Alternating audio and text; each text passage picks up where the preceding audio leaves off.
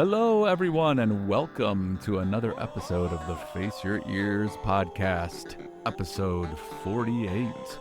I'm joined here with producer from the north, Justin Hoshella. How are you doing, sir? I am doing well, Rich. Thank you so much. How are you?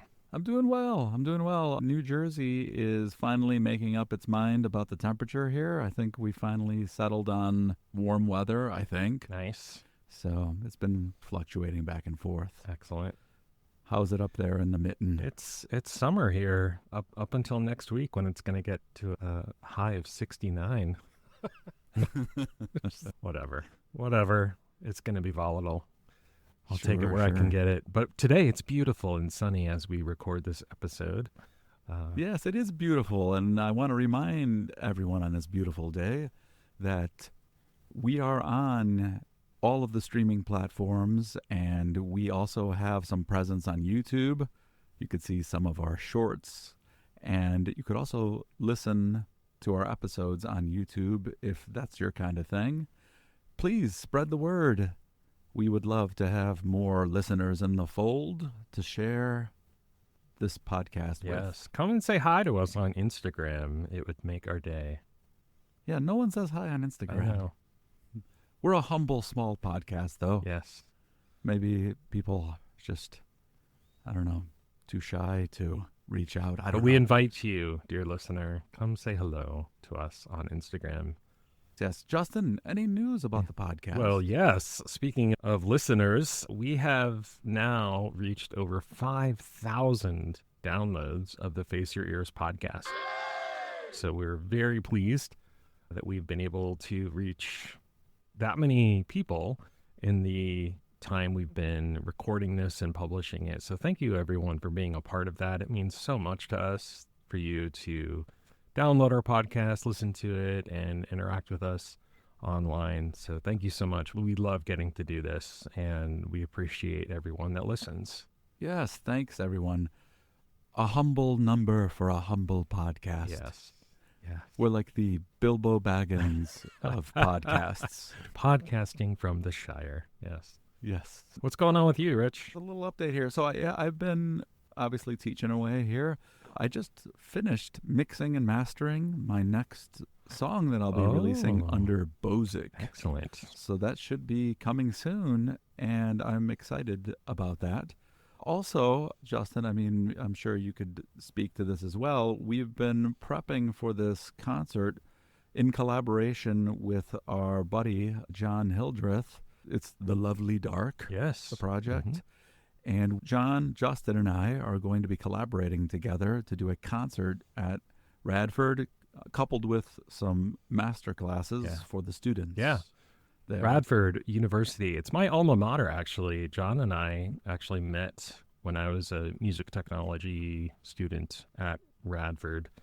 And this is going to be really special for me to come back and perform there as an alma mater. So we're doing a blend of cover songs and original songs from all of our different respective catalogs and everything like that. So yeah, it should be pretty incredible. We're getting ready for it now. That'll be in October. So it does take quite a while to get it all together and rehearsed and everything. Yeah, especially working remotely like this. Yeah. But we're getting it done. We It's a fun process so far. I have to say, there's a good amount of songs on there that are new to me. I know you guys have been listening to some of these covers that we're doing for a while. It's part of your normal catalog. A lot of the stuff is new to me, but I'm excited to get into all of this. Yes, and you've introduced me to some new music that's been really fun too. So I think it's one of the cool sort of silver linings or benefits of this experience is getting to expose each other to different music, but also coming together with a mutual love for this sort of style of music, which is more goth, industrial rock kind of stuff. So yeah, it should be a lot of fun. Yeah, we will let you know, listeners. We will keep you posted. Also, coming up is the annual Clevetoberfest concert. I've begun organizing all of that. So that's underway as well, Justin. So it'll be great to put that together and hopefully see you and John in person here. Yes, that is always a good time. And we pray to the gods of the weather to give us a similar day like we had last year. It was beautiful. And it was so much fun to be a part of it with so many talented singers and musicians and everything. So, Oh man, side story. Like speaking of weather, so like this past weekend, so I'm in a little cover band here called The Downtime, and we're just playing house parties, small things. Now we're just slowly ramping it up. We had a gig this past weekend. We set up outside. We spent all afternoon perfecting the setup and uh-oh. everything.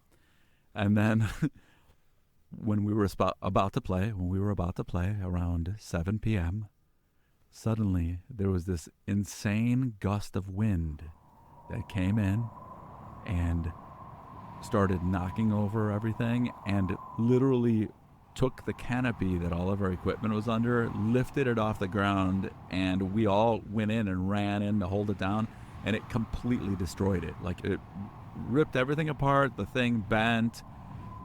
All the people at the party came running over, basically took all of the equipment off the stage, ran it out, just a huge ball of cables, everything, and just ran it into the garage. And then a downpour happened, Oh and it no. completely derailed the whole gig. Oh no, you didn't get to play? No, he didn't get to play. No. Oh my We're god. just like, oh, like thankfully the equipment didn't get rained on, but all that time setting up, we were so ready to play. We were going to play 2 sets, Oh, and so we just like, let's barbecue and drink beer all night. yeah. Oh man. Wow. Hopefully that doesn't happen at Cleeftoberfest, and hopefully that doesn't happen to you again. Yeah. But anyways, Justin, what's going on with you? I am happy to share that I released a new single with my band, Same Not Same. My friend Jay and I have released our third single this year, and that is called Don't Wake Me. So you can check that out wherever you listen to music: Spotify, Apple Music, YouTube Music, Deezer, whatever. All you Deezer All fans you out Deezer there. fans, yeah, check us out. So, Same Not Same is the name of the band, and Don't Wake Me is the name of the single. And for now, I don't have anything in the works. Potentially doing a remix for somebody in the near future, but that's touch and go. We'll see if and when it happens. Looking forward to it though. It's somebody I met at Dark Force Fest, which I went to recently in New Jersey. Really cool guy, very talented industrial musician. I reached out to him to remix one of his songs, so we'll see if that comes together. Cool. Oh, that sounds Yeah, cool. Yeah, yeah, nice. and he's actually remixing one of our songs, which we're excited about. More on that when it surfaces, but yeah, that's what's going on in my neck of the woods. Nice, nice. Definitely check out the song, people. It's a cool tune. Another solid release by Same Not Same. When are we gonna have the project on the podcast? We should get that to Yeah, we happen. should. We should. That'd be a lot of fun. I'm sure Jay would be up for it, and we'd love to be able to talk about it. So, yeah, maybe in the near future we can hop on together. That'd be fun. Excellent. Justin, why are we here today? Ah, yes. Today we are coming together to talk about one of the great mysteries of, of audio production and mixing. So, as the title of this episode implies, Feel the Squeeze, we're talking about compressors and compression in audio production. Compression. Is that the you're gonna talk about those socks? Those socks that we can get at the Target? I saw some of those socks over by the pharmacy. If your calves were audio waveforms and your veins were the peaks of that audio waveform, then yes. So what is compression and why does it exist, Justin? In a nutshell, compressors are used to control dynamic range. So when you hear the term compress, what you're actually compressing is the dynamic range. And so what do we mean by dynamic range? So when you think of an audio waveform, there are parts of it that are loud or loudest and parts of it that are quiet or quietest. And so that's the range we're talking about. If you've ever recorded vocals, for example, and started to mix them and found that sometimes they sit in the mix really well, but sometimes they're really quiet, And then other times they're just poking out really hot and really loud. The reason for that is because vocals are a great example of something that's highly dynamic. Just naturally, our voices are very dynamic in how we sing and how we talk. So, what a compressor will do is effectively control those dynamics and make it more even.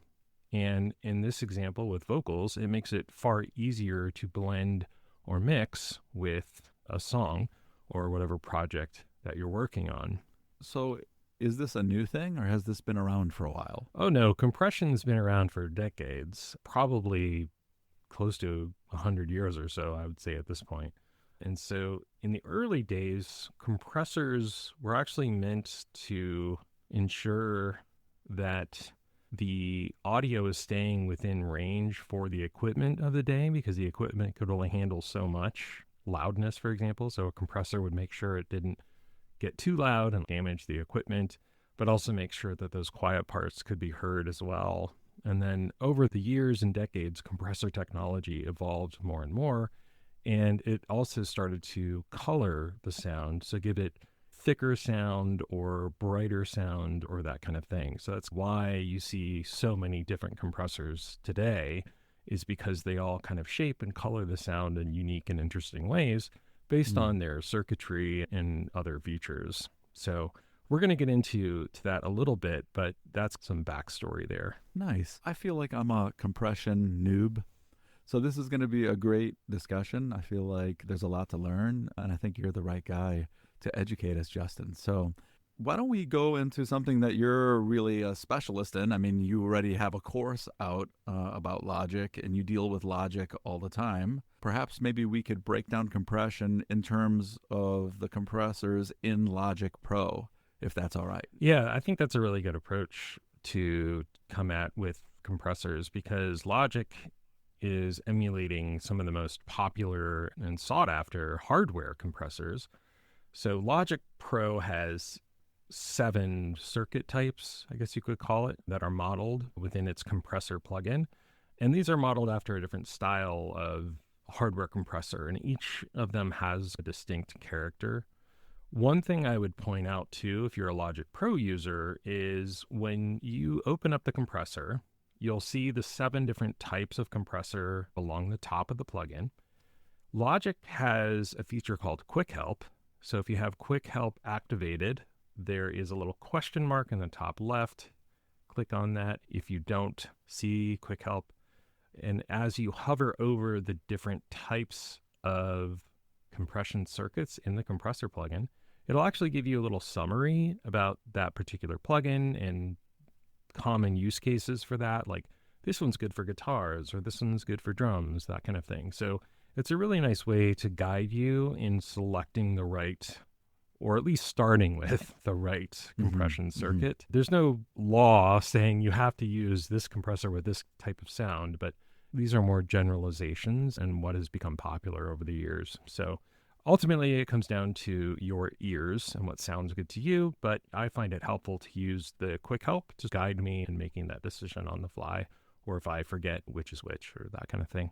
No, that's useful. I like the way Logic handles that. And just hover over something and gives you a little bit of a explanation. So that's a good tip. Yeah, it can feel pretty overwhelming. 7 different compressors, and then in each of those, there's like a million knobs and buttons, it feels like. So this helps guide you in the right direction. Let's get into these 7 circuit types found in Logic. At the top of the plugin window, you'll see these 7 buttons, and we'll start with Platinum Digital.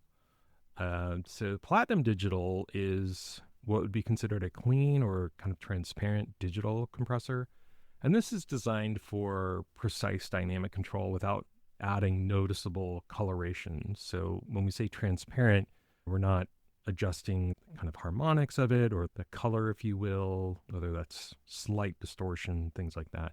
It's really great for corrective compression, like correcting some of those dynamic ranges. So if the volume is out of whack, this is a good one to use if you don't want to mess with the actual tone. Correct, yeah. And because it doesn't really mess with tone, it's also good for mastering tasks and just in general situations like you just alluded to where you don't want the sound to be changed. So it's great for when you don't want to mess with the color or the tone of the sound. After Platinum Digital, you'll find Studio VCA, and the Studio VCA is modeled after classic VCA compressors. And so with this one, it delivers a fast, kind of punchy, controlled compression with a slightly kind of aggressive edge. And because of that, it's excellent for things like drums or bass or mix bus applications where really tight dynamic control is needed. So if you have a drum bus or like a bass bus or something like that, it's really good for those kinds of situations. We then have Studio FET. So these are inspired by FET-based compressors. We're not going to get into the acronyms here in this episode. We're not going to go that deep, but you can certainly look them up. They're just basically like very specific technologies that were built into these back in the day. But the Studio FET reacts really quickly, and it adds energy, presence, and harmonic character. So this is going to get into more of those coloring kind of situations. So Studio FET is great for vocals and sometimes for drums and just generally instruments that would benefit from a more forward and like lively sound. So that's that kind of application. We then have the classic VCA. So these are based on like vintage VCA designs. These provide a firm compression with a recognizable glue effect and some analog kind of coloration, so old school sound. And it works particularly well on drum buses and full mix where cohesion is desired. So I mentioned the term glue. So what that means in this context, like a glue compressor, would be like if you have multiple sounds, let's call it like a drum kit, like you have a bass, a tom, a snare, hi-hat, cymbals, all of that stuff. And so what a glue compressor would do is essentially bring those together so it sounds like it's one cohesive thing instead of a whole bunch of different like drums or elements in the mix. So gluing something together makes it tighter, more cohesive sound. So that's what we're talking about here. We then have the vintage VCA. So this emulates older VCA hardware, the smoother, warmer response, the more of the like modern VCA models. And so this is good when you want to control dynamics while retaining a bit of vintage character and musicality. So compressors tend to, if not used correctly, compressors can suck the life out of a sound. And so if you overdo it with a compressor, that's what can happen. But with this one, it just helps to keep it more warm and musical, that kind of. Maybe a compressor like this would be more useful for live instruments? I think so. Or does that matter? Yeah, it could be. It's so nuanced and it depends on the particular instrument and everything. But I think that's a great use case, is to try it. And depending on the instrument and how it sounds and everything, I think that'd be a great place to start. Then we have the vintage FET. So this captures the aggressive tone and coloration of classic FET compressors. This adds punch and grit and excitement. It's great for things like rock vocals or like drum rooms, like the drum room microphones, and just sources that benefit from like attitude and density. So when you think about like rock music and but being in your face, like it's great for that kind of situation. And then the last modeled circuit is vintage opto. So vintage opto is modeled after optical compressors that use a light-dependent gain reduction circuit. So this results in a smooth and natural compression.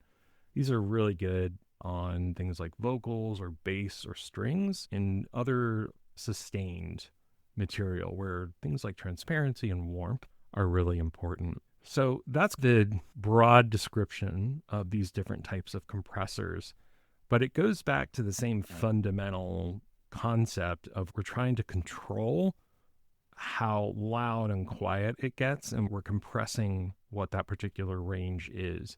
And there's a lot of different parameters that go into play to make that dynamic range control happen.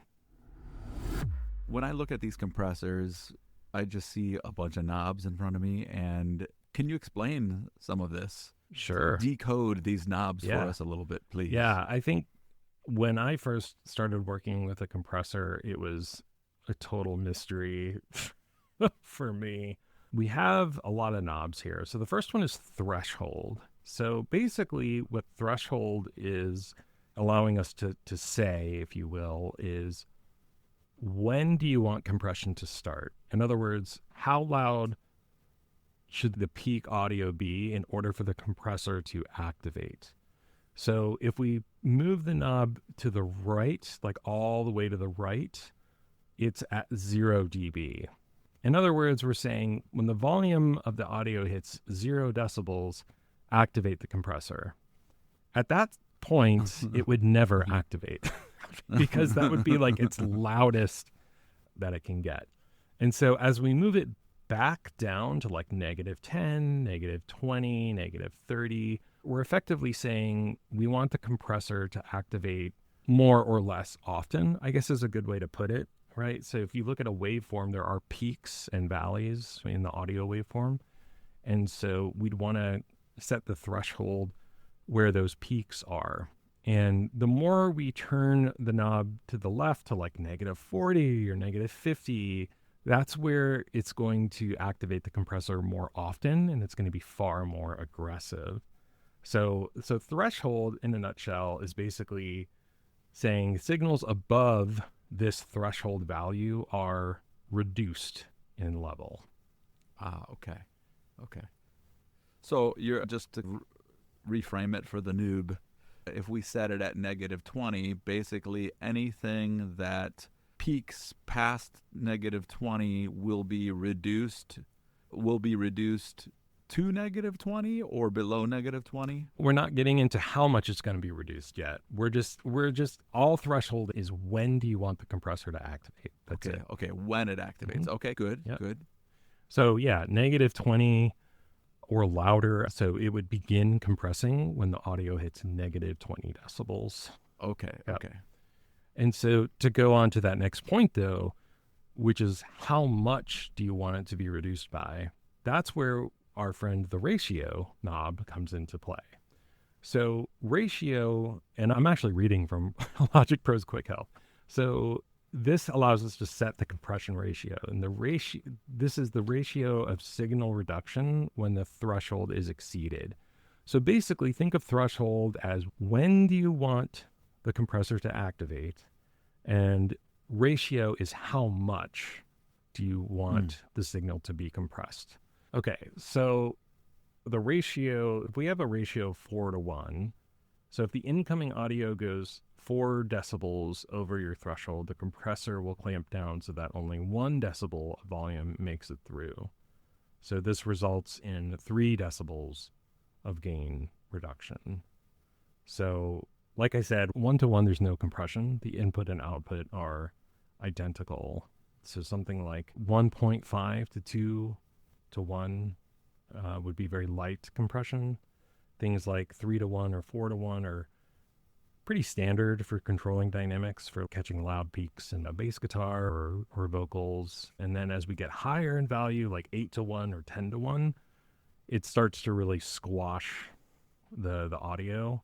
We start to really eliminate dynamics, and we flatten the dynamics more, and it starts to glue it together. So basically, the thing to take away with ratio is the higher the ratio, the more the audio loudness will be reduced. That one always gets me, ratio. I think the thing to take away in this conversation is that as you increase the ratio, you're basically telling the compressor, reduce the audio more and more once the threshold is exceeded. So Okay. if you have ratio really high, it's going to slam the volume down like a lot. And if you have it low, it's going to be really gentle. It's only going to lower the volume a little bit.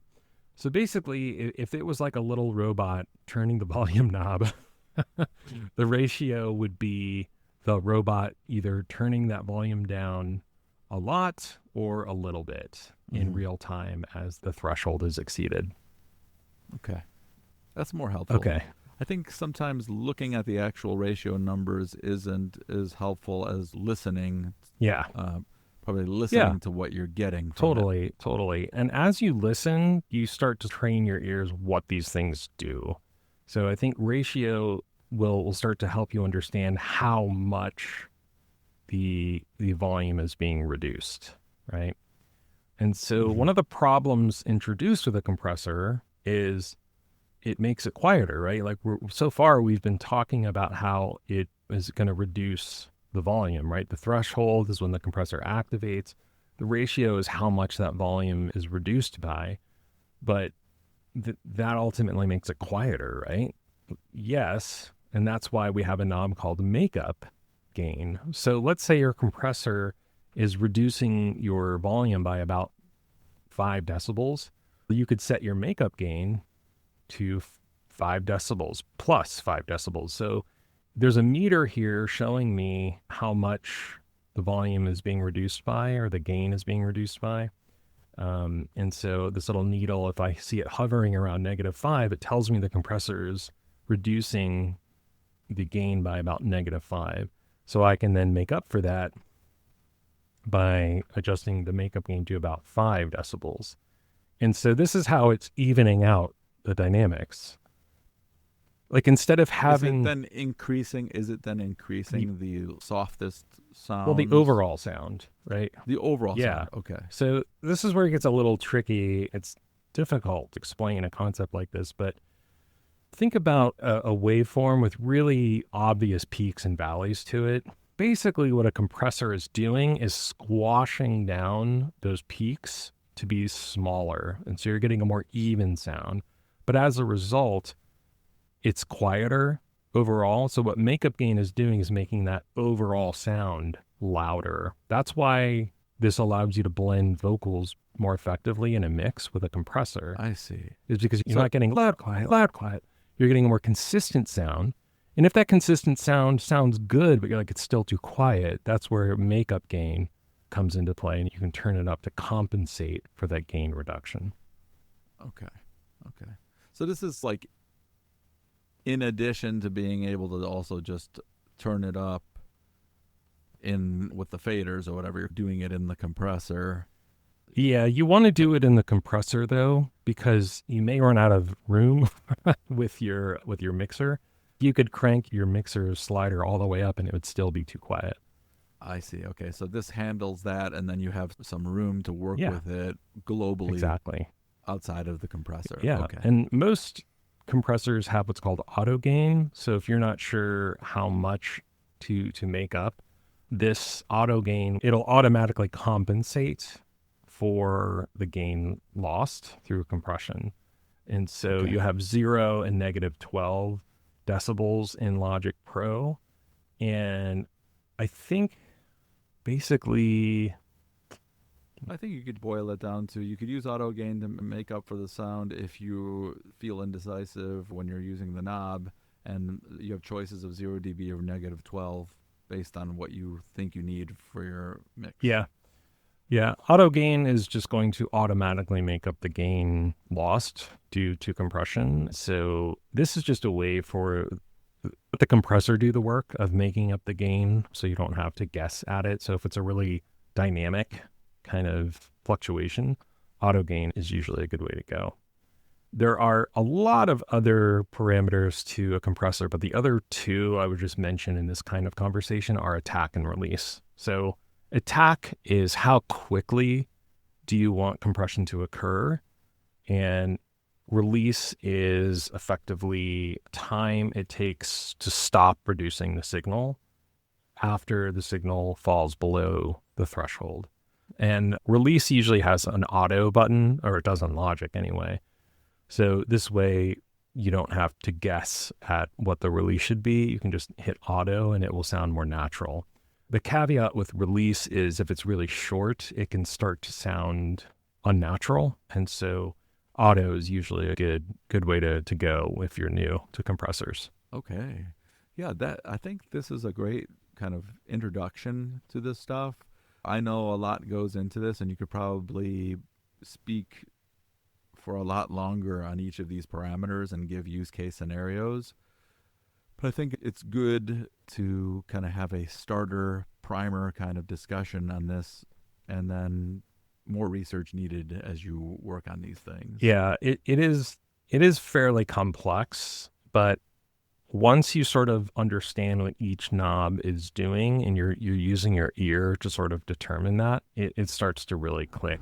So, just to recap for today's episode, Justin explained to us what a compressor is and why it's useful, and then went into detail about the different kind of stock compressors included in Logic Pro and their use case scenarios. And then Justin went to kind of a general explanation of the knobs included on some of those compressors. Thanks, Justin, for this starter tutorial on compression. It seems like a vast and deep subject. Yeah, I think today's episode was really to introduce a lot of these concepts. It is fairly complex. I'll certainly concede that. But like I said before, if you practice and you listen and you use your ears, you'll start to understand how compression works and how it can benefit your particular project. So we'll include links to some of the things we talked about, including the Logic Pro sort of overview page on the stock compressor. I'll also include some YouTube tutorials that do a really good job of explaining compression in a little bit more detail. I think a visual can help a lot too with compression. So we'll include that as well to sort of supplement what we've talked about here today. But hopefully this starts to demystify a bit of what compressors are and why they're used. And I just want to say thank you so much to everybody for listening. We'll catch you in the next episode. Bye for now. Bye. Thank you for listening to the Face Your Ears podcast.